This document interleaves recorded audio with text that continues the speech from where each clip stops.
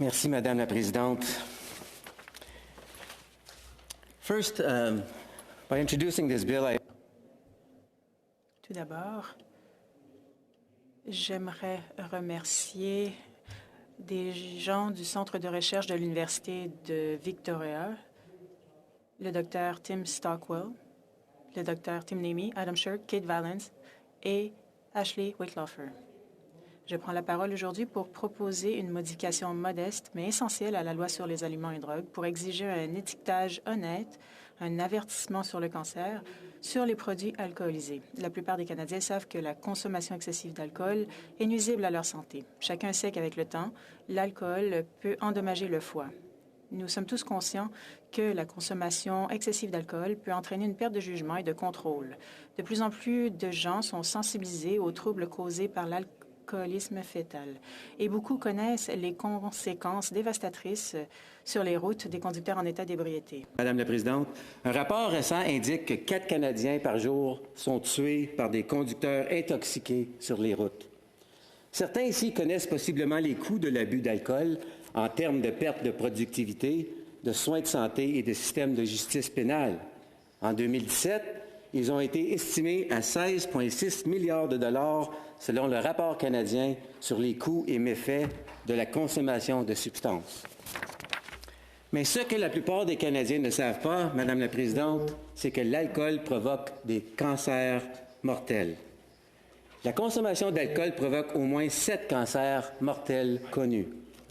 Même en petite quantité, il provoque des cancers de la bouche et de la gorge, des cordes vocales, de l'œsophage, du sein, du foie et du côlon. Comme le dit le Dr Tim Stockwell, scientifique principal à l'Institut canadien de recherche sur les toxicomanies de l'Université de Victoria, et je le cite, « Même un verre par jour peut augmenter le risque de certains cancers. » Fin de la citation. Ces données ne sont pas contestées. Il ne s'agit pas d'une hypothèse. Plus la quantité consommée est importante, plus le risque de contracter l'un de ces cancers est élevé. La plupart des efforts de lutte contre le cancer se concentrent sur la guérison ou sur la gestion de la maladie. Des progrès considérables ont été réalisés pour permettre aux gens de vivre plus longtemps tout en gérant leur cancer. Ces objectifs sont admirables. Qu'autant, sinon plus d'efforts devraient être consacrés à la prévention. Les recherches montrent que seulement 1 Canadien sur 4 sait que l'alcool cause le cancer. J'en étais un de ces 25 %-là. Et ce n'est pas suffisant. Les gens aujourd'hui, surtout les jeunes, veulent savoir ce que contiennent leurs aliments et leurs boissons. Ils veulent aussi savoir qui fabrique leurs vêtements et comment sont extraits les composants de leur appareil électronique. C'est leur droit. La majorité des consommateurs ne savent pas que l'alcool provoque des cancers mortels et ils ont le droit de le savoir. Ils ont le droit de savoir parce qu'ils mettent dans leur corps. Comme Tim Namey de l'Institut canadien de recherche sur les toxicomanies de l'Université de Victoria l'a dit, les Canadiens peuvent rapidement déterminer la quantité de calcium contenue dans une boîte de petits pois en consultant l'étiquette. Pourtant, lorsque vous achetez un produit cancérigène, calorique, potentiellement addictif et intoxicant, aucune de ces informations ne figure sur l'étiquette. Les Canadiens apprennent beaucoup de choses sur les aliments et les boissons grâce aux étiquettes, sauf pour l'alcool. La consommation de poids n'augmente pas le risque de développer 7 cancers mortels, Madame la Présidente, mais la consommation d'alcool le fait. L'alcool est une drogue qui semble jouir d'une place unique dans notre culture. Elle semble échapper aux avertissements placés sur d'autres drogues dangereuses. Les illusions et les mythes représentent une des raisons. Un folklore culturel charmant nous dit que les jeunes adultes peuvent consommer du vin à la table familiale et ainsi apprendre à être des buveurs responsables. En fait, ceux qui consomment de l'alcool à un jeune âge ont plus de chances de devenir des buveurs excessifs plus tard dans la vie. Une autre croyance populaire, Madame la Présidente, est l'idée que des petites quantités de vin rouge sont bénéfiques pour la santé. Bien que certains effets très mineurs sur la santé aient été notés, ces effets ont été largement exagérés. Une quantité écrasante de données démontre le contraire. En fait, le World Heart Federation met l'accent sur le fait que l'alcool ne protège pas la santé cardiaque. Non seulement il ne la protège pas, mais il en est nuisible. Comprenez bien le mythe que l'alcool comporte des bienfaits pour la santé cardiaque est peut-être bon pour mousser les ventes, mais c'est complètement faux. C'est injuste de laisser des consommateurs croire que l'alcool comporte des bienfaits pour la santé. Et voici ce que le projet de loi ne représente pas. Ce projet de loi n'est pas une nouvelle ère de la prohibition. Sans doute, Madame la Présidente, vous et les membres de cette Chambre avez déjà entendu les contestations concernant la moralisation excessive et la réintroduction de la prohibition. Ce projet de loi n'impose pas la prohibition. Personne ne sera forcé de boire de l'alcool de contrebande dans des bars clandestins. Nous ne retournerons pas à l'époque des bootleggers du moonshine. Pas du tout, mais bien essayé. Ce projet de loi vise simplement à protéger les consommateurs. Les Canadiens ont le droit de savoir ce que contient leur consommation et quels en sont les effets avers sur la santé. Next, this bill... Ensuite, ce projet de loi n'est pas l'État-providence à l'État sauvage. Il y a également une certaine agitation au sujet de l'État-providence et de la surenchère du gouvernement lorsqu'il s'agit de rendre les étiquettes honnêtes. Les images d'un Parlement lourd et sans joie sont brandies. Mais, Madame la Présidente, les étiquettes qui contiennent des renseignements n'ont pas le but d'être rabat-joie. Les étiquettes dont je parle sont destinées à fournir des informations sur la santé. Il s'agit d'une responsabilité fondamentale de l'industrie. Si l'industrie refuse de le faire, d'apposer ces étiquettes pour l'une ou l'autre des raisons que les lobbyistes invoqueront, il incombe au Parlement d'intervenir. Les Canadiens méritent de voir des étiquettes directes de mise en garde contre le cancer sur les boissons alcoolisées. Ceux qui poussent à la surenchère peuvent en fait être appelés l'État lobbyiste ou des campagnes sophistiquées, bien financées, qui veulent dire aux consommateurs qu'il est dans leur intérêt de ne pas avoir ces étiquettes sur les produits. Madame la Présidente, ce projet de loi ne va pas à l'encontre des entreprises. Certains ont dit que ces efforts vont à l'encontre des entreprises en demandant qu'il y ait des étiquettes de mise en garde contre le cancer sur ces produits. C'est absurde.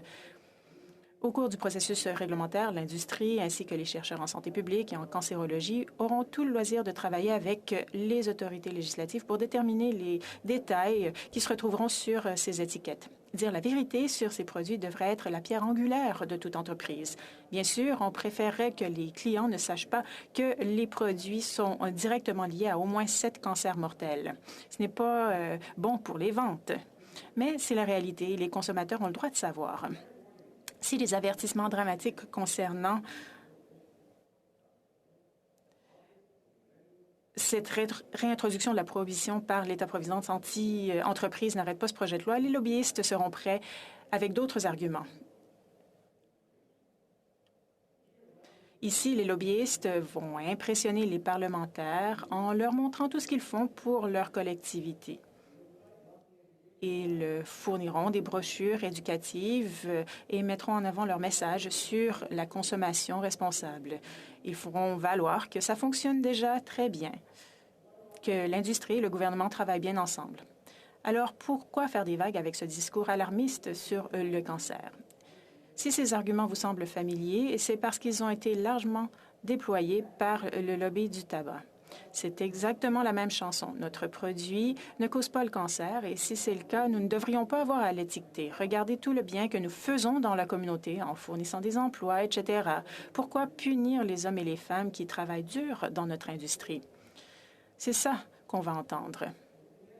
Il est louable, Madame la Présidente, que les industries financent des projets communautaires valables. Nous pouvons tous applaudir ces initiatives.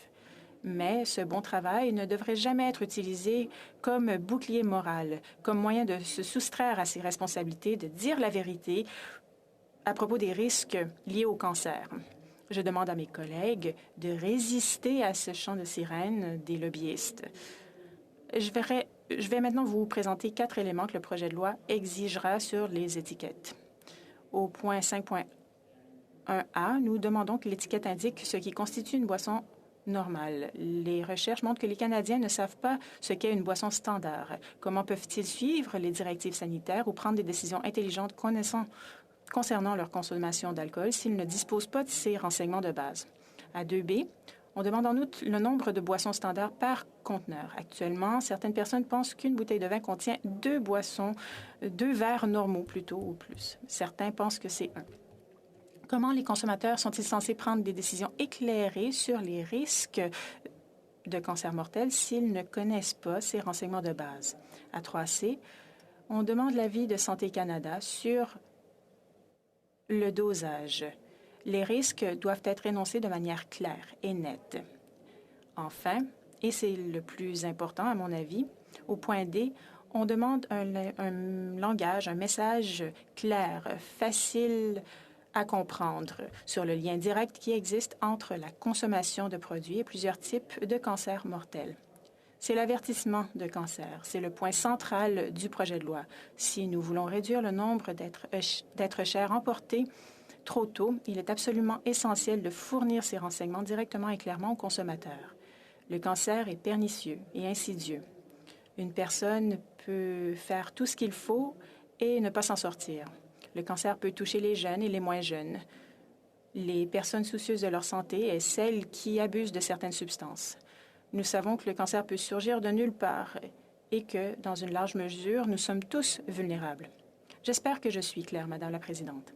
Cette Chambre peut contribuer à réduire le nombre de cancers mortels liés au cancer de la bouche, de la gorge, des cordes vocales, du sein, du foie et du côlon.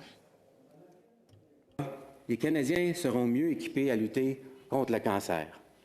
Grâce à un étiquetage direct et simple, les Canadiens recevront l'information dont ils ont besoin pour faire des choix éclairés sur leur propre santé. Les décès dus au cancer de la bouche, de la gorge, des cordes vocales, de l'œsophage, du foie, du sein et du côlon vont-ils diminuer du jour au lendemain? Non, pas nécessairement. Mais ils vont diminuer parce que les Canadiens seront confrontés à des faits médicaux avant de consommer. Certains ignorent l'avertissement de cancer, et nous comprenons ça. Comme j'ai dit plus tôt, nous ne sommes pas l'État nounou. Les adultes ont le choix. Mais beaucoup plus de Canadiens tiendront compte de l'avertissement. Beaucoup, nous l'espérons, liront l'avertissement et modéreront leur consommation. Ils commenceront à tenir un décompte personnel de leur consommation par semaine et certains le feront délibérément, d'autres inconsciemment. Ils sauront ce qu'est un verre standard, combien de verres contient le récipient et à quel moment ils augmentent leur risque de cancer mortel. Will lobbyists be upset? Les lobbyistes seront-ils contrariés? Oui, ils le seront. Mais les lobbyistes du tabac étaient également mécontents des avertissements relatifs au cancer. Les lobbyistes du secteur du tabac ont fait de nombreuses crises de colère, fournissant ainsi beaucoup de travail aux juristes. Les procès sur le tabac et le cancer se poursuivent encore aujourd'hui. Mais grâce à un étiquetage honnête, toute personne qui fume des cigarettes est pleinement consciente du risque accru de cancer qu'elle court. Alors, pour résumer, je ne me tiens pas devant vous aujourd'hui en tant que personne ayant lutté contre l'abus d'alcool. Ça fait 3 ans que je suis sobre et je suis ici en tant que personne soucieuse de réduire le nombre de décès dus au cancer au Canada. J'ai participé à un match de boxe contre un certain premier ministre pour récolter des fonds pour la recherche sur le cancer. J'ai fait ça pour honorer ma mère défunte qui est morte d'un cancer en 2004. Madame la Présidente, il est évident que nous ne pouvons pas prévenir tous les cas de cancer mortel, mais nous pouvons réduire considérablement le nombre de décès dus au cancer en étiquetant honnêtement les produits alcoolisés. Le choix appartient toujours aux consommateurs, comme il se doit. Le rôle du gouvernement est d'intervenir aussi légèrement et aussi rarement que possible. Nous ne sommes pas ici pour dire aux gens comment vivre leur vie, Madame la Présidente. Le Parlement a, à mon avis, un rôle à jouer en insistant pour que les produits de consommation soient étiquetés honnêtement. L'alcool est un agent cancérigène de catégorie 1. Même chose pour le tabac et l'amiante. Cette information doit figurer sur l'étiquette. Avec le projet de loi S-254, ce sera le cas. Merci, Madame la Présidente.